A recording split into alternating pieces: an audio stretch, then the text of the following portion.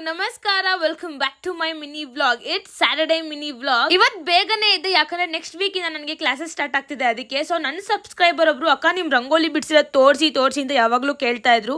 So ನಾನು finally ನಿಮ್ಗೋಸ್ಕರ ರಂಗೋಲಿ ಬಿಡೋದನ್ನ ಕಲ್ತಿ ತೋರಿಸಿದ್ದೀನಿ. ಸ್ವಲ್ಪ ಲೇಟ್ ಆಯ್ತು, ಪ್ಲೀಸ್ ಬೇಜಾರಾಗ್ಬಿಡಿ ಆಯ್ತಾ. ಇವತ್ತು ತಿಂಡಿಗೆ ಚಪಾತಿ ಮಾಡ್ಕೋತಾ ಇದ್ರು. ನಂಗೆ ಚಪಾತಿ ಹಿಟ್ಟನ್ನ ಕಲಸಿ ಅದನ್ನ ಕೀಳೋದು ಸ್ವಲ್ಪ ಕಷ್ಟ ಆಗುತ್ತೆ.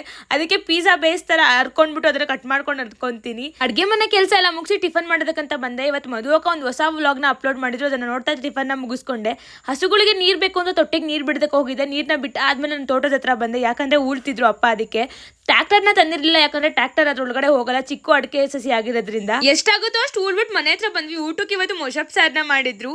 ಇನ್ 15 ಡೇಸ್ ಅಲ್ಲಿ ನಮ್ಮ ಹಸು ಕರು ಹಾಕತ್ತೆ. ಅದಕ್ಕೆ ಅದನ್ನ ಮುಟ್ಟಾಗ ಫೀಲ್ ಆಗ್ತಾ ಇತ್ತು ಅಂಡ್ ಮೂವ್ಮೆಂಟ್ ಆಗೋದೆಲ್ಲ ಕಾಣಿಸ್ತಾ ಇತ್ತು. ಸಮಯದ ಬೆಲೆ ಅರಿತವರೇ ಬಾಳಿನ ಬೆಲೆಯನ್ನು ಕೂಡ ಅರಿತವರಾಗಿರುತ್ತಾರೆ. ಇವತ್ತಿಗಿಷ್ಟೇ. Love you all. ಬಾಯ್. ಜೈ ಶ್ರೀರಾಮ್.